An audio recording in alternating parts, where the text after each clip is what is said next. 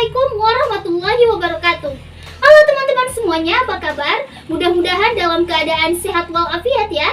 Baik, saya Fadilah Syifa Andini dengan NIM 11920600034 dari Program Studi Pendidikan Biologi Fakultas Tarbiyah dan Keguruan UIN Sunan Gunung Jati Bandung.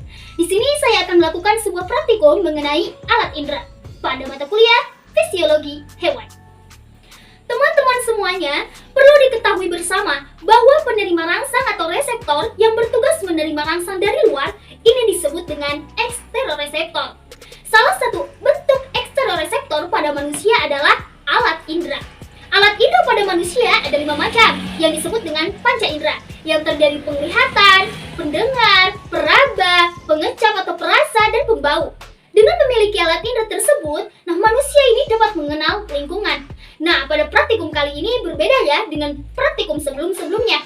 Saya akan melakukan 2 percobaan, di mana untuk percobaan pertama ini mengenai indera penglihatan atau mata, dan percobaan kedua mengenai indera pembau. Untuk itu, mari kita lakukan percobaannya. Kegiatan praktikum yang pertama yaitu mengenai indera penglihatan atau mata. Mengapa manusia dapat melihat keindahan alam sekitar? Ya, tentu saja karena manusia mempunyai alat indera penglihatan yang disebut dengan mata.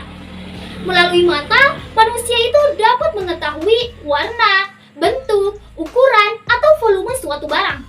Bentuk mata itu menyerupai bola ya, sehingga disebut dengan bola mata. Bola mata ini terletak di dalam lekukan mata yang dibatasi oleh tulang dahi dan tulang pipi. Ini menurut Irianto tahun 2010. Pada retina terdapat 2 buah bintik ya, yaitu bintik kuning atau fovea dan bintik buta atau blind spot.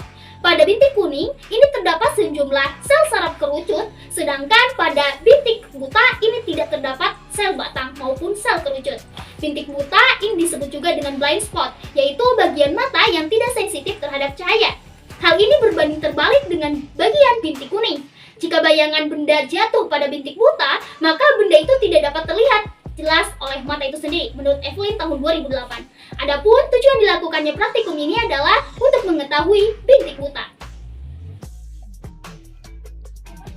Alat dan bahan yang digunakan pada praktikum mengenai indera penglihatan adalah 1. Kertas manila yang berukuran 3x14 cm, ada penggaris ukuran 60 cm, spidol, gunting, pensil, penghapus, dan juga tabel hasil pengamatan. Pertama-tama sediakan kertas manila 3x14 cm, kemudian buatlah tanda positif dan tanda titik dengan garis tengah 2 mm pada kertas dengan jarak antara plus dan titik sejauh 10 cm. Langkah kedua, peganglah kertas dengan tangan kiri sejauh 50 cm di depan mata. Tanda titik dipasang di sebelah dalam. Langkah ketiga, pusatkan pandangan mata kiri pada tanda titik dan mata kanan ditutup.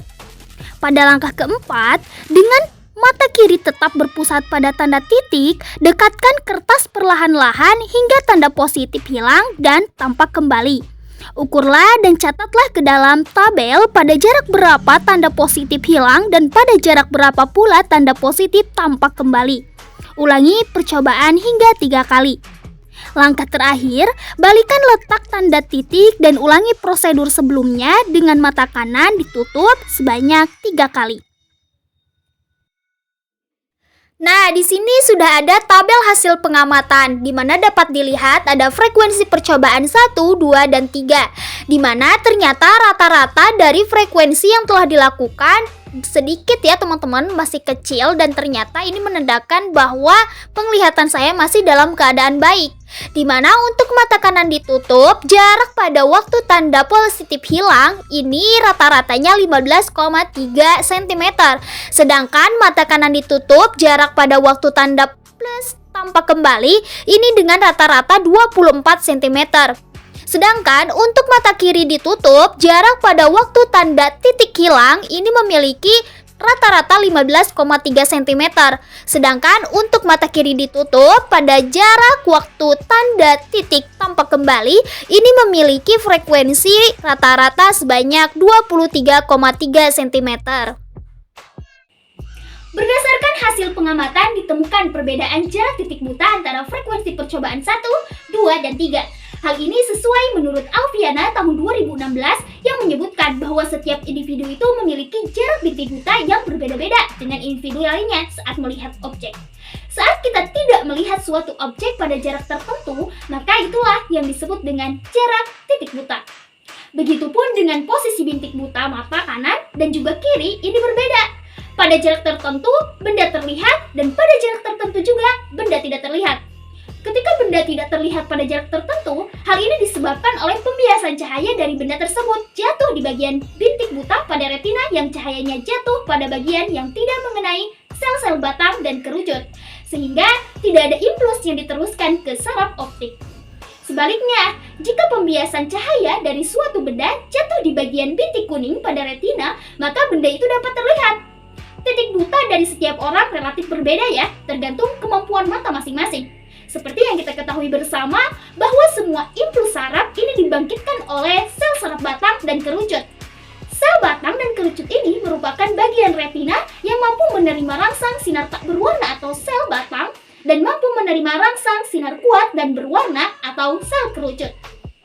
Sel batang dan sel kerucut ini berjalan kembali ke otak melalui neuron dalam saraf optik. Oleh karena itu, objek dapat ditebak bentuknya. Bintik buta itu sendiri memiliki pengertian ya, yaitu daerah di retina mata yang merupakan jalur saraf penglihatan menuju ke otak. Dan tepat di jalur keluar tersebut tidak terdapat sel pekat cahaya. Sehingga apabila bayangan benda jatuh tepat di bintik buta, maka otak tidak akan mendapatkan sinyal dari mata. Karena bayangan itu jatuh tidak pada sel-sel yang tidak pekat atau yang pekat cahaya. Menurut Elwin dan kawan-kawan pada tahun 2019. Lebih tepatnya disebut bintik buta ya karena tidak mengandung fotoreseptor, sehingga setiap cahaya yang jatuh di atasnya tidak akan terdeteksi. Rata-rata frekuensi yang lebih kecil menunjukkan bahwa kejelasan mata dalam melihat benda masih baik. Dan rata-rata frekuensi yang lebih besar ini menunjukkan bahwa kejelasan mata dalam melihat itu kurang baik. Hal ini dipengaruhi oleh intensitas cahaya dan kefokusan tiap orang. Oke, ini menurut Septiana Maharani pada tahun 2021. Oke, kita lanjut pada pertanyaan. Yang pertama, apakah yang dapat kamu katakan tentang tanda positif dari hasil pengamatan? Jawabannya adalah, dari hasil pengamatan yang telah didapati, tanda positif ini digunakan untuk mengetahui titik atau jarak bintik buta yang dimiliki oleh setiap orang. Hal ini dapat terjadi jika bayangan dari tanda positif tersebut masuk ke daerah bintik buta. Pertanyaan yang kedua, pada jarak tertentu tanda positif hilang dan pada jarak tertentu yang lain tampak kembali. Apa sebabnya?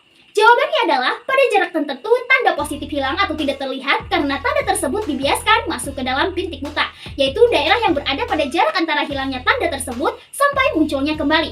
Hilangnya tanda pada bintik buta ini disebabkan karena pada bintik buta tidak memiliki reseptor cahaya.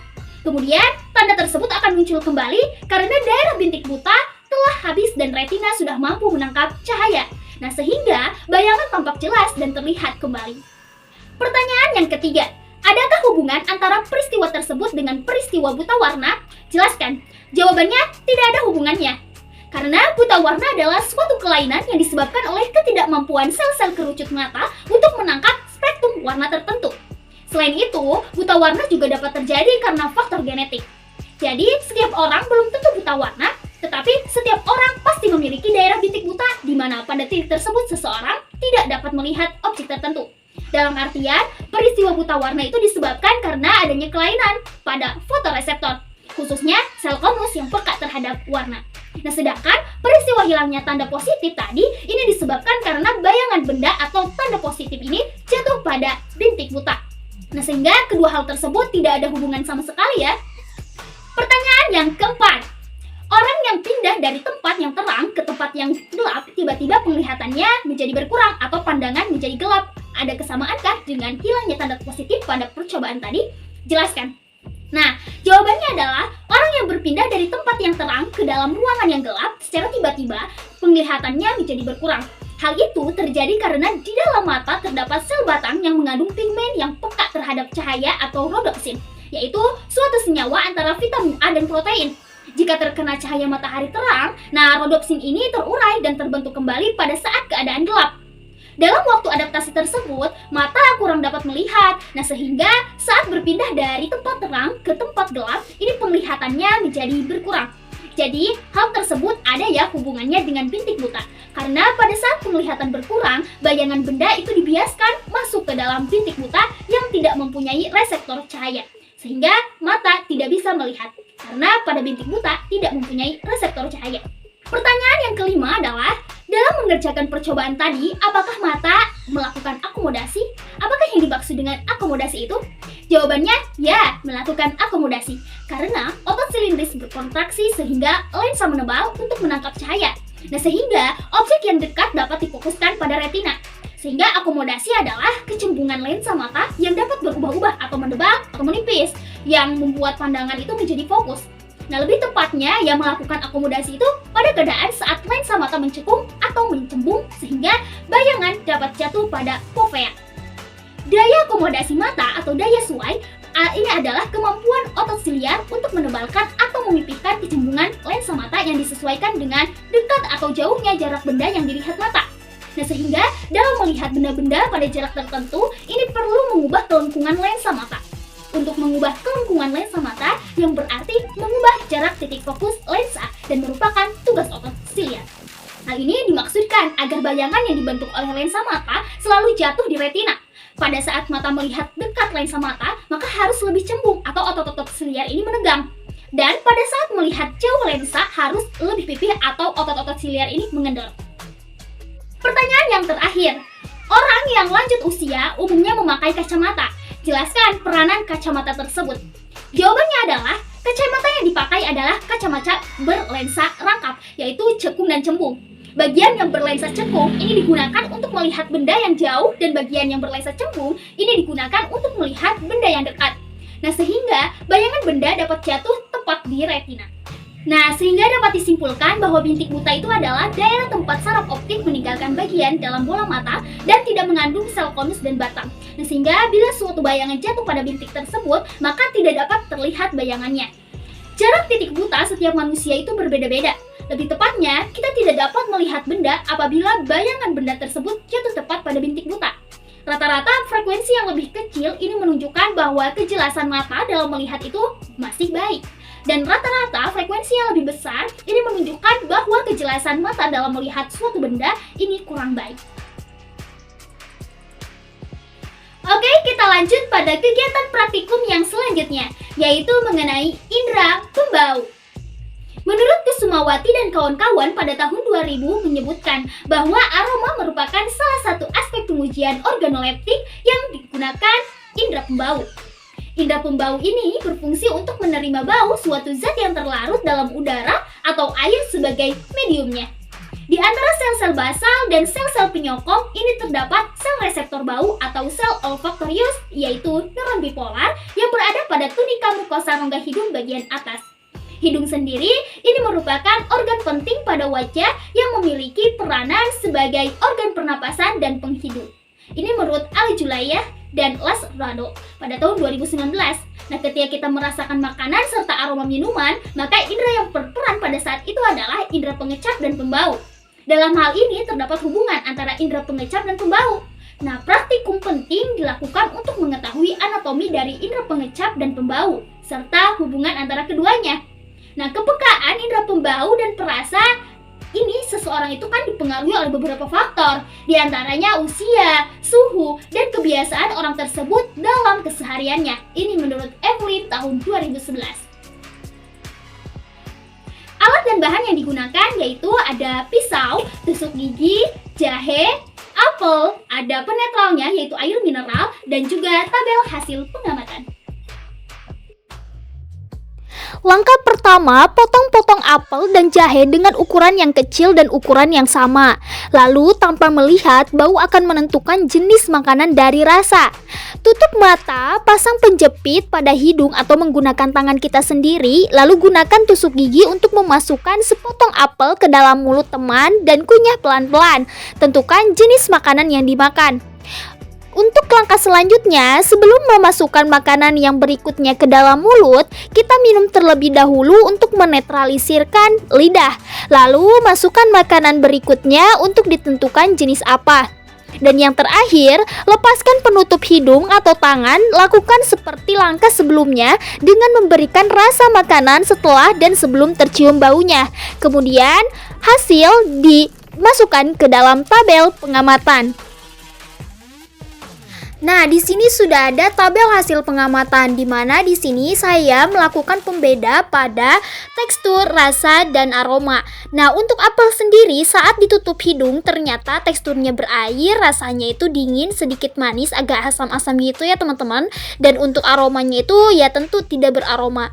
Namun pada saat apel dibuka hidung kita ternyata teksturnya itu berair, lalu rasanya itu manis keasaman dan aromanya itu sudah terasa atau terbau, yaitu aroma khas apel. Sedangkan untuk jahe saat ditutup hidung teksturnya itu padat berair dan buka hidung juga padat berair ya. Namun pada saat ditutup hidung ternyata untuk rasanya itu dingin, pedas agak hangat, dan sedikit pahit namun tidak begitu jelas. Nah, pada buka hidung ternyata ini pedas banget gitu ya. Dan di sini juga ada pedasnya itu pedas hangat, pahit, dan rasanya pun khas jahe. Namun untuk aromanya ketika tutup hidung tentu saja tidak beraroma, dan ketika buka hidung terasa aroma khas jahe.